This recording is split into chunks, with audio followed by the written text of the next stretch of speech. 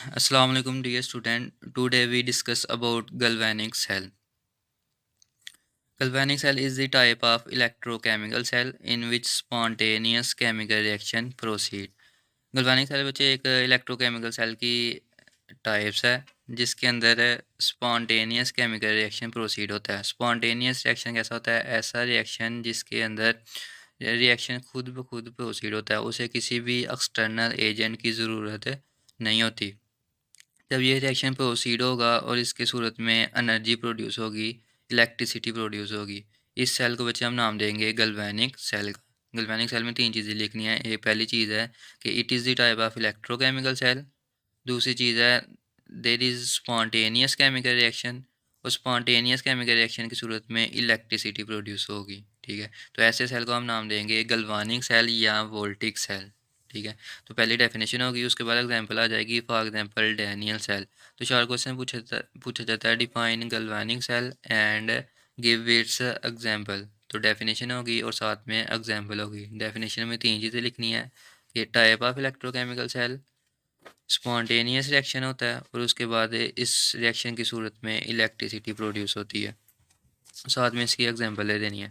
उसके बाद हम इसकी कंस्ट्रक्शन डिस्कस करते हैं कि कंस्ट्रक्शन ये इस सेल को डिवेल्प कैसे किया जाता है, कैसे बनाया जाता है. तो बच्चे इसके अंदर 2 हाफ सेल होते हैं. ये पहला हाफ सेल है, ये दूसरा हाफ सेल है. ठीक है, इन 2 हाफ सेल को आपस में एक सॉल्ट ब्रिज की मदद से कनेक्ट करवाया जाता है. उसके बाद इसके अंदर 1 मोलर सोल्यूशन इस हाफ सेल में, 1 मोलर सोल्यूशन इस हाफ सेल में. ठीक है, उसके बाद इसमें इलेक्ट्रोड डिप होते हैं.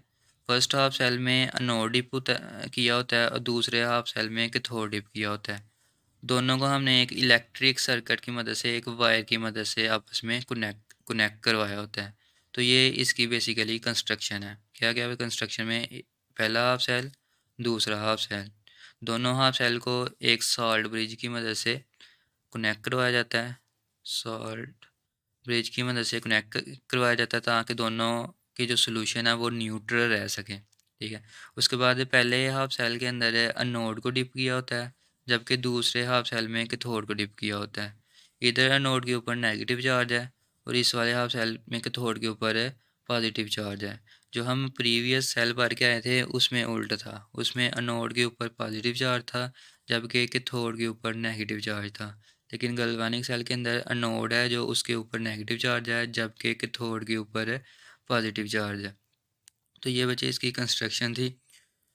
होता क्या है कि ये जो एनोड है ये बना हुआ है जिंक का. इसका बना हुआ है जिंक का बना हुआ एनोड. तो इसका जो सोल्यूशन लेना है वो भी जिंक सल्फेट का लेना है. मतलब कि जिस मटेरियल का इलेक्ट्रोड होगा उसी मटेरियल का हमने सोल्यूशन बनाना है. और सोल्यूशन कितना बनाना है? 1 molar. 1 molar solution of zinc sulphate. उसके बाद इधर अगर बात करें, ये इलेक्ट्रोड कैथोड है और ये कैथोड बना हुआ है कॉपर का. ठीक है, तो सोल्यूशन भी हमने किसका लेना है? कॉपर सल्फेट का. ठीक है, जिस मटेरियल का इलेक्ट्रोड बना होगा उसी मटेरियल का हमने सोल्यूशन बनाना है. और ये भी सोल्यूशन कितना होगा? 1 molar solution of copper sulphate. अब होता क्या है कि जिंक के पास एबिलिटी होती है कि वो अपने इलेक्ट्रॉन को लूज़ कर सकता है. ठीक है, ये वर्किंग प्रिंसिपल पे आ गया है कि इसकी सेल की वर्किंग कैसे होगी. ठीक है, जिंक के पास एबिलिटी है कि वो अपने इलेक्ट्रॉन को लूज़ कर सकते हैं. जैसे ही ये जिंक अपने इलेक्ट्रॉन को लूज़ करेगा तो ये किस में कन्वर्ट हो जाएगा? जिंक कटाइन में. ठीक है, जिंक +2 चार्ज आ जाएगा इसके ऊपर, तो जिंक कटाइन बन गया. और ये इलेक्ट्रॉन फ़्लो करना शुरू कर देंगे. ये जब ये इलेक्ट्रॉन फ़्लो करेंगे तो ये इलेक्ट्रिक सर्किट की मदद से सेकेंड हाफ सेल में आ जाएंगे. ठीक है, किधर आ गए? सेकेंड हाफ सेल में. इधर जो दूसरा इलेक्ट्रोड है दैट इज़ कॉल्ड कैथोड, ये बना हुआ है बच्चे कॉपर का. ठीक है, किसका बना हुआ है? कॉपर का. यहाँ से सॉल्यूशन के अंदर कॉपर कटाइंस प्रेजेंट है. ये कॉपर कटाइंस ये वाले जो बाहर से इलेक्ट्रॉन आए हैं इनको रिसीव करेंगे और रिसीव करने की सूरत में कॉपर एटम बना देंगे. जब एटम कॉपर एटम बनेगा ये कैथोड के ऊपर डिस्चार्ज होना शुरू हो जाएंगे, डिपॉजिट होना शुरू हो जाएंगे. तो ये पूरा वर्किंग प्रिंसिपल है. ठीक है, क्या हुआ है? जिंक ने अपने इलेक्ट्रॉन को लूज़ किया.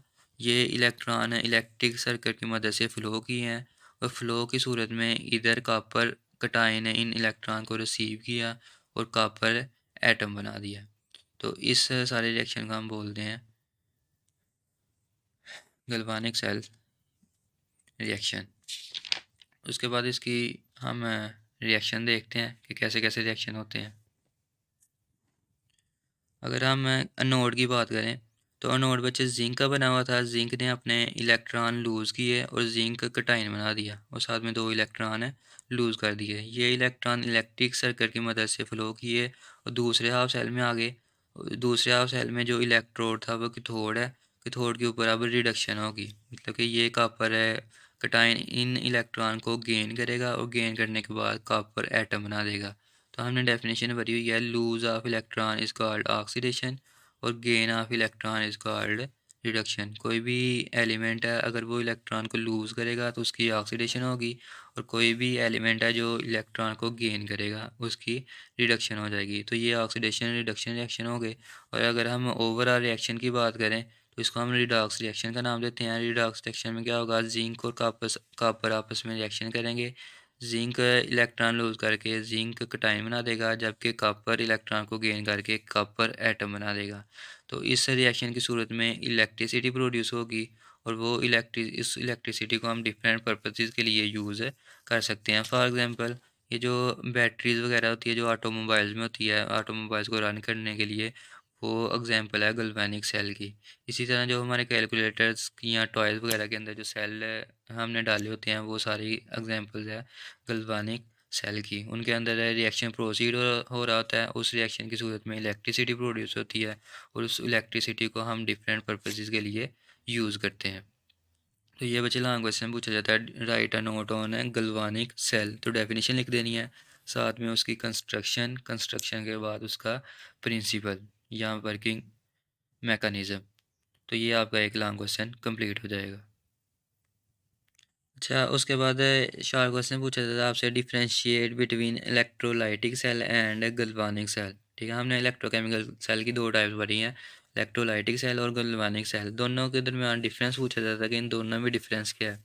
तो जब हमने डिफरेंस देखा कि जो इलेक्ट्रोलाइटिक सेल है वो सिर्फ 1 कंप्लीट सेल पे मुश्तमिल होता है, जबकि जो गल्वानिक सेल है वो 2 हाफ सेल पे मुश्तमिल होता है।